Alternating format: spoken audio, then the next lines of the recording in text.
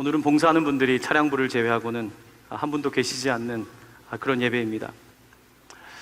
올해 부천동관교회 표어가 새롭게 하자입니다.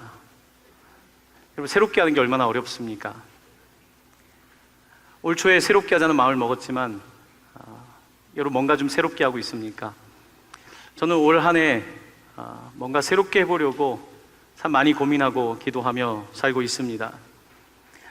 그 가운데서 특별히 오늘 가을을 맞이하며 정말 좀 의미 있는 새로움을 시작했으면 하는 마음으로 이런 예배를 기획하게 되었습니다. 사실은 특별한 예배가 아닙니다. 1930년대에도 40년대에도 지금까지 우리가 드리는 전통적인 예배입니다.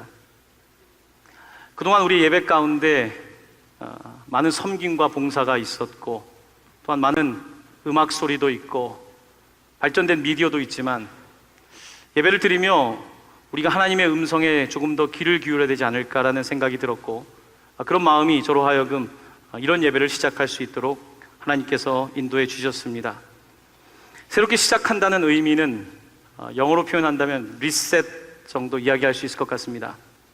세팅을 바꾸는 것입니다. 기계가 작동이 되지 않으면 다시 리셋을 하면 됩니다. 여러분, 은행에 가서 여러분의 패스워드, 비밀번호가 잘못되어 있으면, 기억이 나지 않으면 다시 리셋을 하면 됩니다. 컴퓨터의 패스워드도 기억이 나지 않으면 다시 리셋하면 다시 시작할 수 있는 것입니다.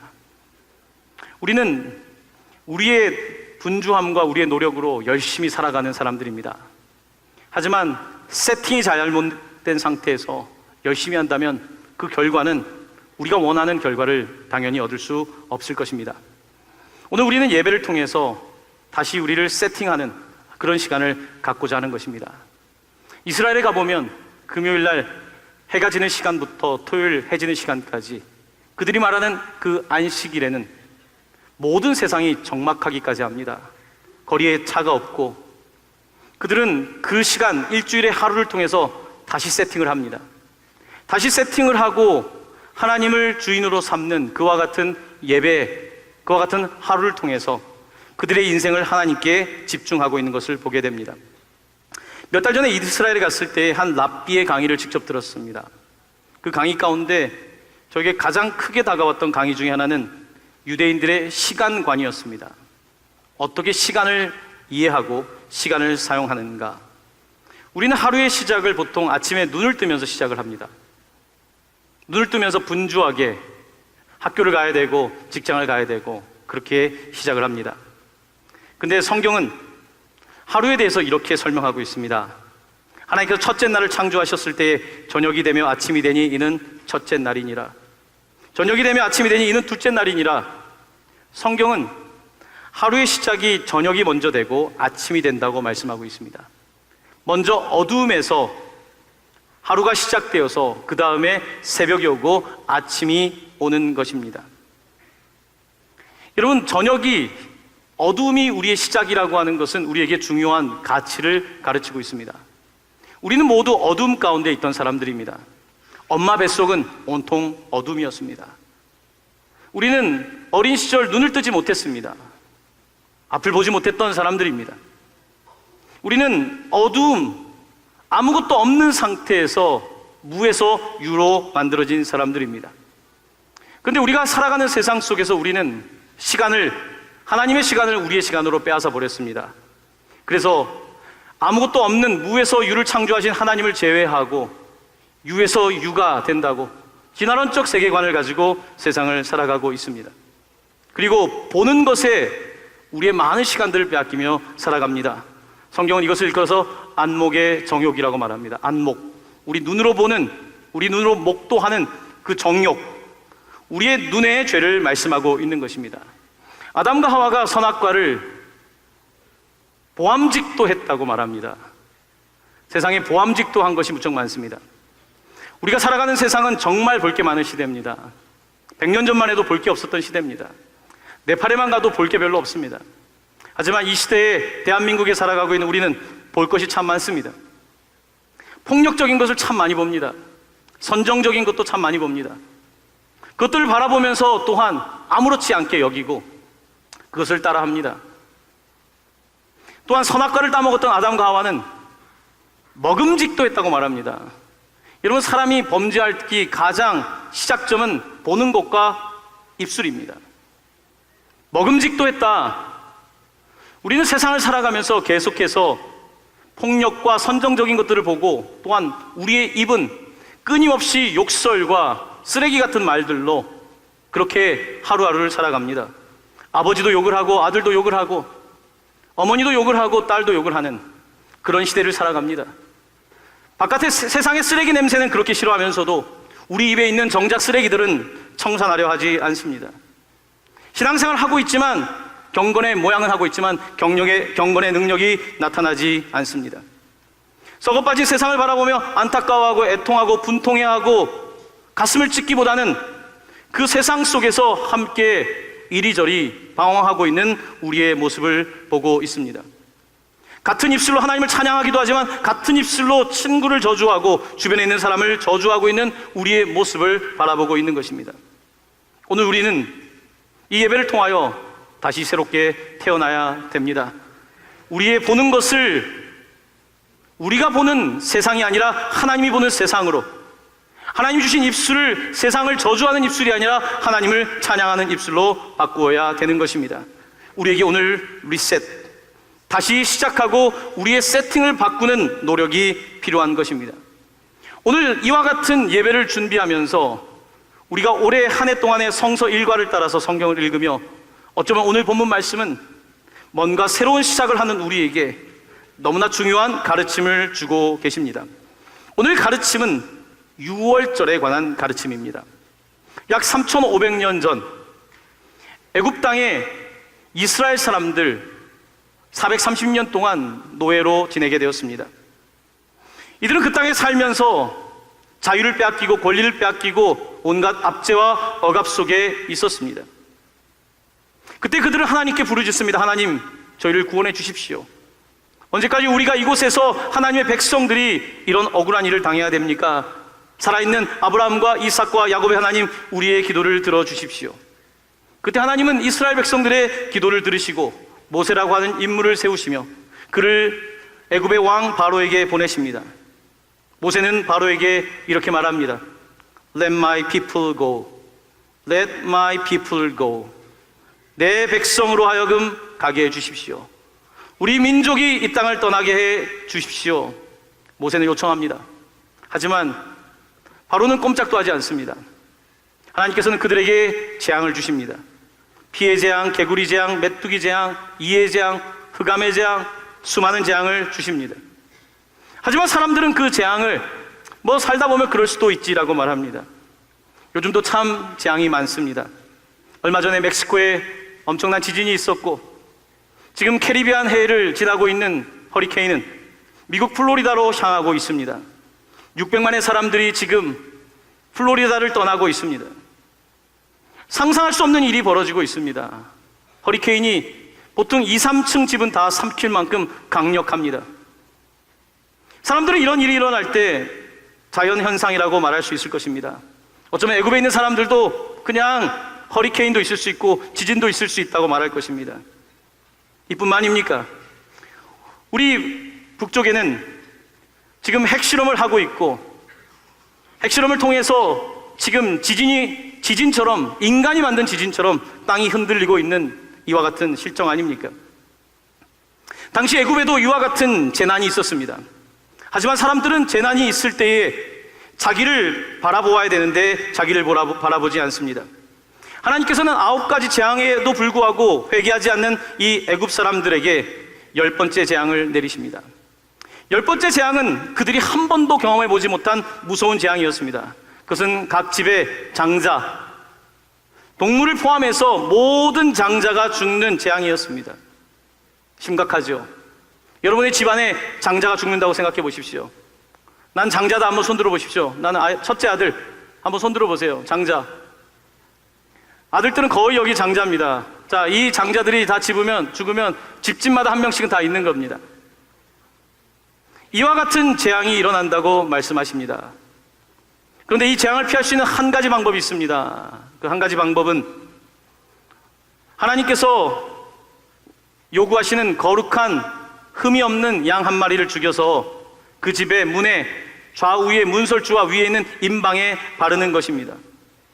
하나님의 사자가 그 피를 볼 때에 넘어가시겠다, 한자로 유월, 넘어가시겠다고 해서 유월절이라고 말합니다. 히브리 말로는 패삭이고 영어로는 패스. 뭘 패스한다 그러죠? 그냥 옆으로 패스하는 것이 아니라 하나님의 사자가 위에서 그 집을 바라보고 피가 있으면 패스 오버, 넘어가신다 해서 패스 오버, 유월절 패삭이라고 말을 합니다. 하지만 사람들은 말을 듣지 않습니다. 하지만 하나님의 말을 듣는 사람은 하나님께서 말씀하신 대로 양을 잡아서 그 피를 바릅니다. 자, 그런데 오늘 이 6월절에 관해서 여러분들이 주목해야 되는 구절이 있습니다. 오늘 함께 읽은 12장 2절 말씀입니다. 여러분 성경책을 한번 바라보시길 바랍니다. 12장 2절 말씀, 함께 저와 함께 한 목소리로 봉독합니다. 이달을 너희에게 달의 시작 곧 해의 첫 달이 되게 하고. 아멘.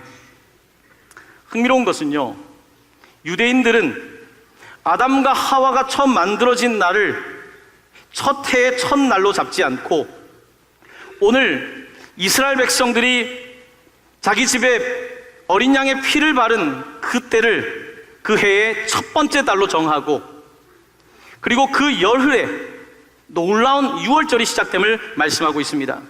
자, 어떤 일이 벌어지냐면요, 당시 유대인들은 목축을 하는 사람들이었습니다.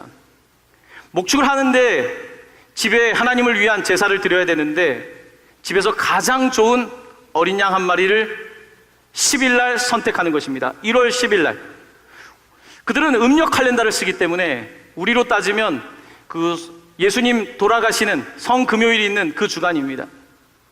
3월달, 4월달 되는 그때에 10일 날, 그들의 달력으로는 1월 10일에 그들은 어린 양 하나를 선택합니다.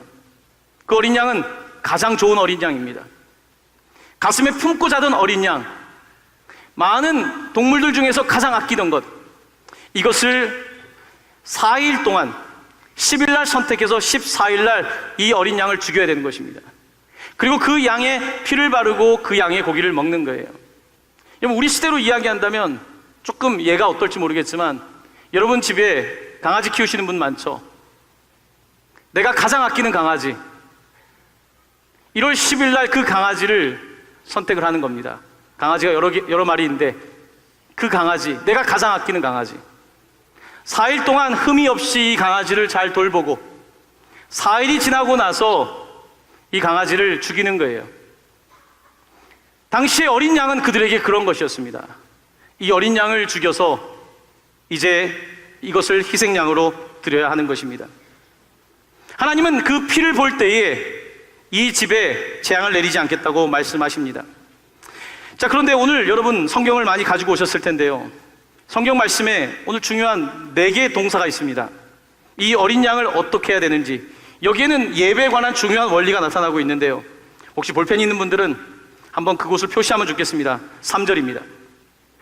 3절에 보면 마지막에 각 가족대로 그 식구를 위하여 어린 양을 취하되 라고 되어 있습니다. 취한다, 선택한다는 뜻입니다. 많은 양들 중에서 최고의 어린 양을 선택하는 것입니다.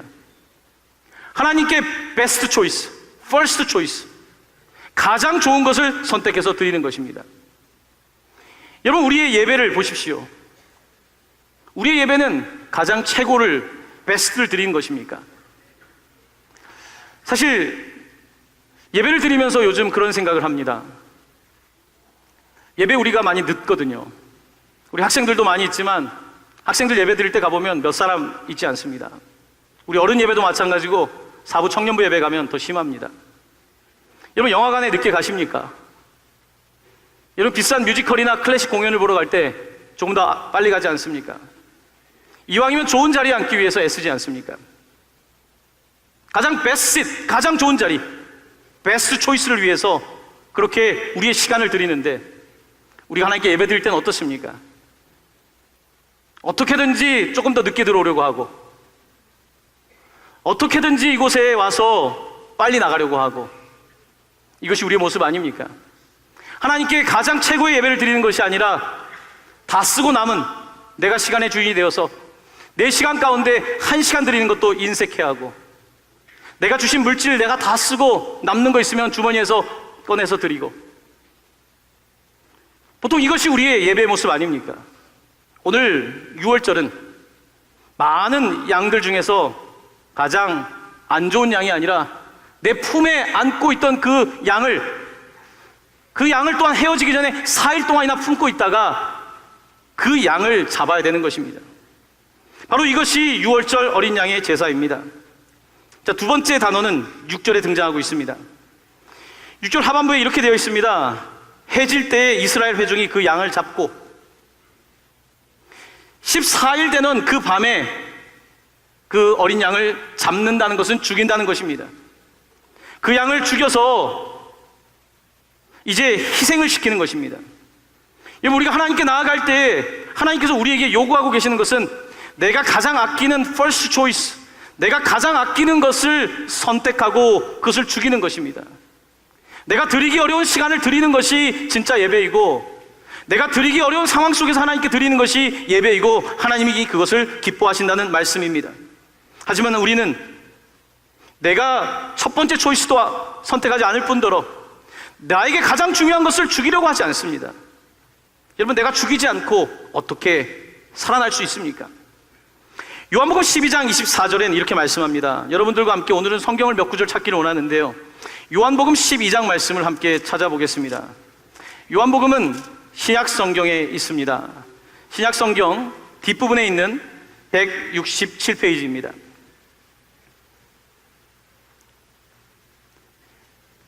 아까 있던 말씀을 덮지는 마십시오. 또 다시 돌아와야 되니까요. 요한복음 12장 24절로 25절까지 말씀입니다. 우리 함께 한 목소리로 봉독합니다. 내가 진실로 진실로 너희에게 이르노니 한 알의 밀이 땅에 떨어져 죽지 아니하면 한 알 그대로 있고 죽으면 많은 열매를 맺느니라. 자기의 생명을 사랑하는 자는 잃어버릴 것이요 이 세상에서 자기의 생명을 미워하는 자는 영생하도록 보존하리라. 아멘. 그렇습니다. 죽이지 않고는 살 수 없습니다. 죽어야 사는 것입니다. 어린 양이 죽어야 내가 살 수 있는 것입니다. 같은 방법으로 예수 그리스도께서는 자기를 죽이시고 한 알의 밀알이 되어서 이 땅에 떨어지셨기 때문에 우리가 살게 된 것입니다. 자기를 죽이지 않고 살아날 방법은 없습니다. 가장 사랑하는 어린 양을 잡아서 죽이고, 자, 이제 어린 양이 죽었다고 해서 이제 끝난 것일까요? 자, 오늘 본문을 보면 세 번째 중요한 동사가 등장하고 있습니다. 7절 말씀을 보십시오. 그 피를 양을 먹을 집 좌우 문설주와 인방에 바르고 문의 문틀에 모두 바르라고 말씀하고 있습니다. 여러분, 많은 사람들은 예수님이 날 위하여 죽었다는 걸 알고 있습니다.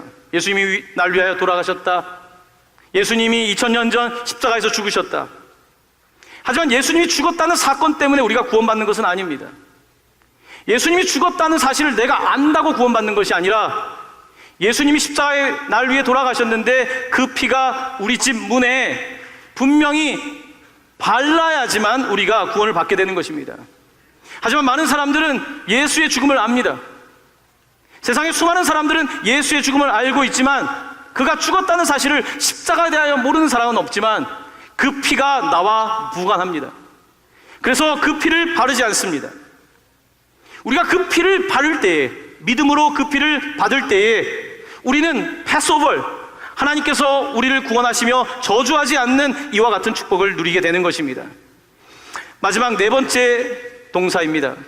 네 번째 동사는 8절에 이렇게 등장하고 있습니다. 8절 말씀을 보십시오.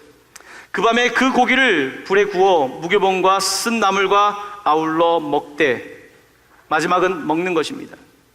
피를 바르는 것으로 끝나는 것이 아니라 예수 그리스도를 먹는 것입니다.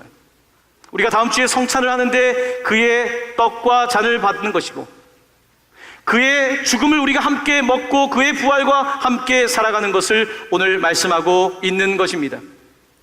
유대인들은 특별히 안식일 금요일 밤이 되면 부모와 자녀가 함께 식사를 합니다. 여러분, 일주일에 몇 번이나 자녀들과 식사를 하는지 모르겠지만 아이들과 함께 식사를 하며, 특별히 6월절에는 어린 양이 있고 그리고 쓴 야채가 있습니다.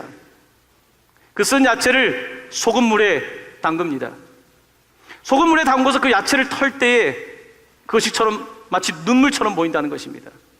나라를 잃어버린 유대인들의 눈물처럼 그들은 소금물에 야채를 담그며 그걸 털 때에 떨어지는 눈물을 느낍니다. 그리고 쓴 나물을 먹으며 자녀들에게 말해줍니다. 우리는 나라를 잃었었다. 우리가 하나님을 믿지 않을 때에 우리는 이와 같은 어려움을 겪었었고, 하지만 하나님께서 유월절에 어린 양의 피가 있는 우리를 구원해 주셨다. 지금 우리가 함께 먹고 있는 양은 그런 것이고 쓴 나물은 그런 것이다. 함께 먹는 것입니다. 이렇게 온 가족이 함께 유월절 식탁을 함께 나누며 그들은 놀라운 새로운 시작을 하게 되는 것입니다. 새해를 맞이하며 1월 달에 그들의 첫 번째 시작은 유월절로 하나님께서 우리를 구원하신 사건을 기억하며 나아가고 있는 것입니다. 유대인들에게 유월절이 그런 의미라고 한다면 우리에게 유월절은 어떤 의미입니까? 예수님께서는 오늘 유월절 마찬가지로 10일날 어린 양을 선택하라고 하셨는데요, 예수님은 유대인 절기로 따지면 10일날 예루살렘에서 그는 시간을 보내십니다. 월, 화, 수, 목, 우리가 예수님의 마지막 걸어간 길 일주일 동안 월, 화, 수, 목, 그는 그곳에서 시간을 보내며 하나님 앞에서 거룩한 모습으로 자기를 드립니다. 그리고 유월절이 되는 날 14일, 그들의 달력으로 1월 14일, 바로 그날 예수님께서는 제자들과 마지막 만찬을 나누시는데 그 만찬이 바로 유월절 만찬이었습니다. 어린 양이 있고 그리고 이곳에 식탁이 있습니다. 예수님께서 말씀하십니다. 너희가 지금까지는 이 어린 양을 먹었지만 오늘 어린 양이 이곳에 있습니다. 우리를 위하여 죽으실 예수 그리스도, 떡과 잔을 나누어 주시며 이것은 내 몸이다, 이것은 내 피다. 이제는 더 이상 어린 양의 죽음이 아니라 내가 나를 너희들에게 주니, 이 피가 너희들에게 있을 때에, 예수 그리스도의 피가 너희에게 있을 때에, 예수 그리스도의 피가 너희들의 문에, 너희의 인생의 집에, 내가 세운 집이라고 하는 그곳의 문에 예수 그리스도가 있을 때에 너희들에게도 구원이 임할 것이다. 바로 14일에 유대인 유월절에 예수님은 그렇게 자기 자신을 내어주십니다. 그리고 그 밤에 붙잡히셔서 온갖 침뱉음과 욕설과 채찍과 인간이 상상할 수 있는 모든 폭력을 몸에 지시고, 그 다음 날인 금요일 오후 3시 그는 마지막 숨을 거두십니다. 바로 계속해서 진행되는 유월절입니다. 예수님은 유월절에 그렇게 자기 자신을 내어주시며 우리에게 보여주고 있는 것입니다. 바로 예수 그리스도, 그분이 어린 양으로 이 땅에 오셔서 그 피로 우리가 속죄함을 받으며 그 피가 있는 곳에 놀라운 하나님의 은총이 있음을 말씀하고 있는 것입니다. 사도 바울은 그 예수를 만났습니다. 그는 유대인이었지만 내가 먹는 유월절 만찬보다 더 엄청난 만찬이신 예수 그리스도를 만나게 되었고, 그는 예수에 대하여 이렇게 고백하며 살아가는 인생이 되었습니다. 갈라디아서 2장 20절 함께 찾기를 원하는데요, 여러분 가진 신약 성경입니다. 갈라디아서는 제가 가진 성경책으로는 신약 성경 304페이지입니다. 우리 학생들도 성경을 찾아서 뒷부분에 304페이지에 있는 갈라디아서 2장 20절 말씀을 함께 찾기를 원합니다.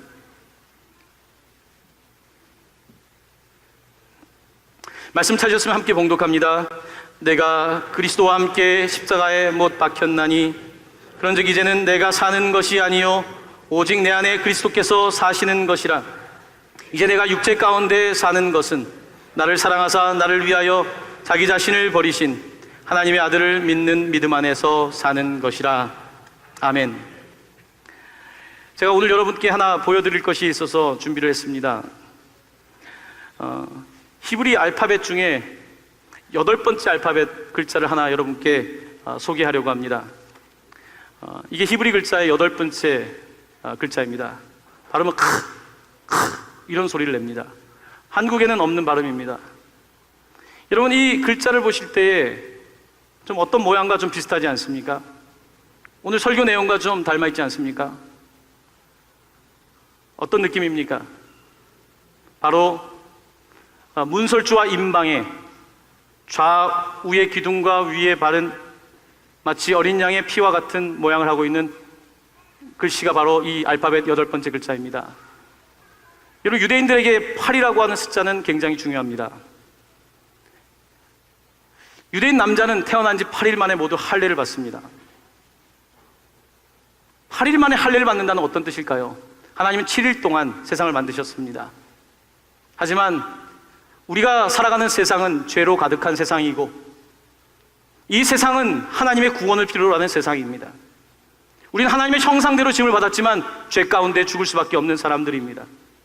유대인들은 하나님의 은총 가운데 택하심을 받고, 할례는 피를 흘리는 것입니다. 그들은 8일 만에 할례를 받으며, 우리는 새로운 구원의 숫자인 8을 기념하며 우리는 하나님의 백성입니다 라고 하는 걸 선포하는 거예요.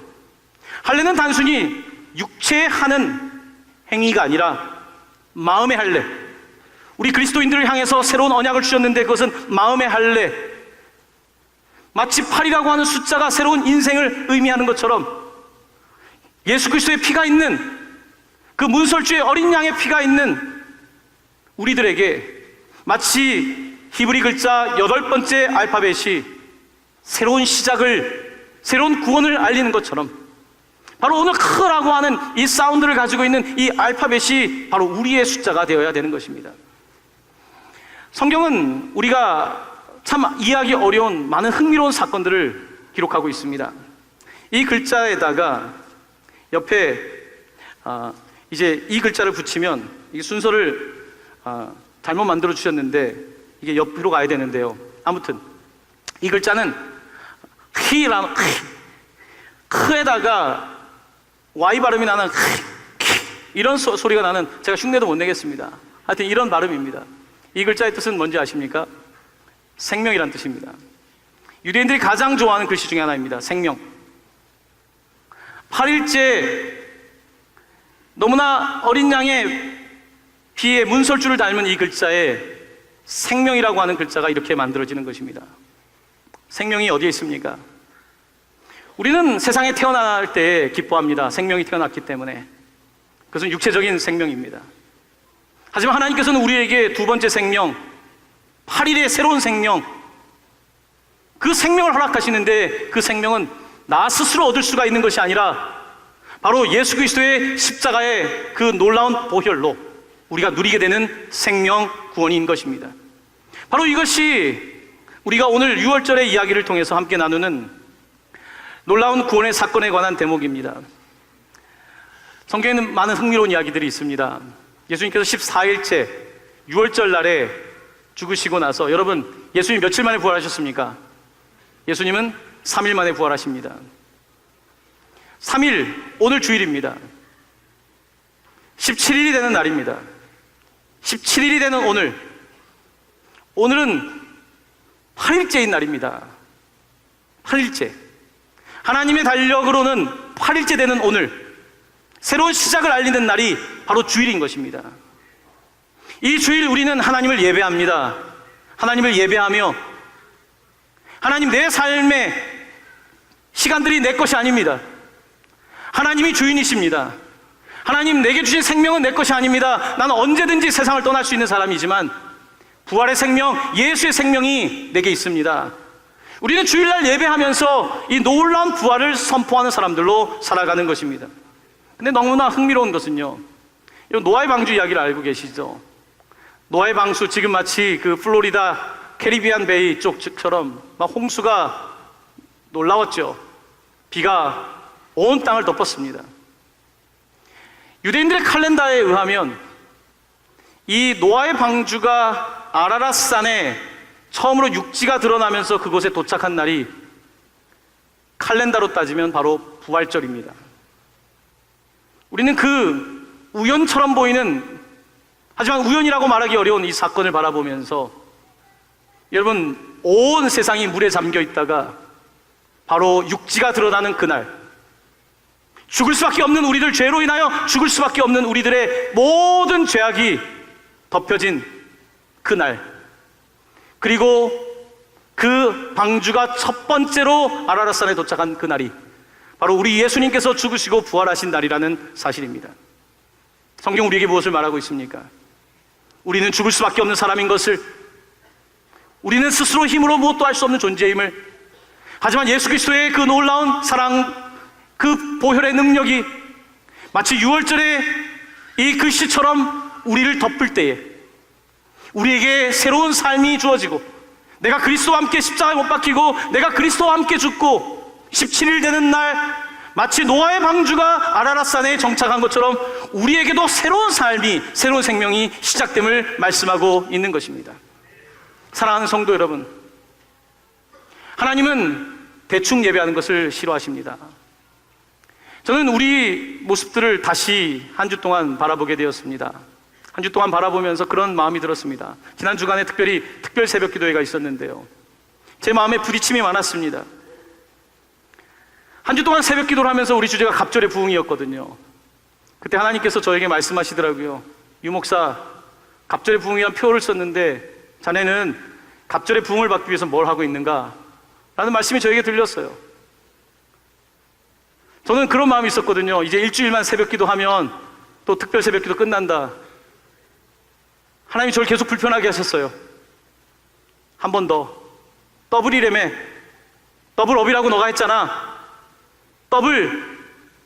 근데 한 주 하고 끝내면서 너가 갑절의 영감을, 갑절의 부흥을 이야기할 수 있겠니? 제가 지난 특별 새벽 기도가 끝나는 시간에 금요일에 우리 성도님들께 한 주 더 합니다. 특별 새벽 기도. 제가 이렇게 말씀을 드렸어요. 여러분, 밤에 야간에 택시를 탈 때 택시가 서지 않으면 어떻게 해야 됩니까? 더블 하면 가는 거예요. 우리는 하나님께 나아가면서 언제부턴가 딱 정해진 것만 드리기 시작했더라고요. 5일 동안 새벽 기도 한다고 했으니까 5일을 하면 되는 거고, 하나님 나는 요 정도 1시간 봉사하겠으니까 1시간 딱 봉사하고, 내가 다 정해놓고 내가 다 계획한 대로 다 하면서 하나님을 예배한다고 말하고 있더라고요. 우리 교회 구석구석을 다시 보게 되었습니다. 성도님들이 예배 많이 늦으세요. 안내팀이 예배 이후에도 서 있어요. 왜 안내팀이 왜 예배 이후에 서 있어야 합니까? 우리 아이들 예배 가면 아이들이 늦으니까 선생님들이 기다려요. 선생님들 분주하세요. 간식 준비하시느라고. 예수님이 나사로의 집을 방문했을 때 마르다는 예수님 음식 준비하느라고 바빴습니다. 하지만 마리아는 말씀을 들었죠. 음식도 준비해야 되고 간식도 준비해야 되고 할 일은 많습니다. 하지만 언제부턴가 우리가 너무나 중요한 것을 잃어버렸더라고요. 하나님께 제대로 예배하는 것을 하지 않고 있더라고요.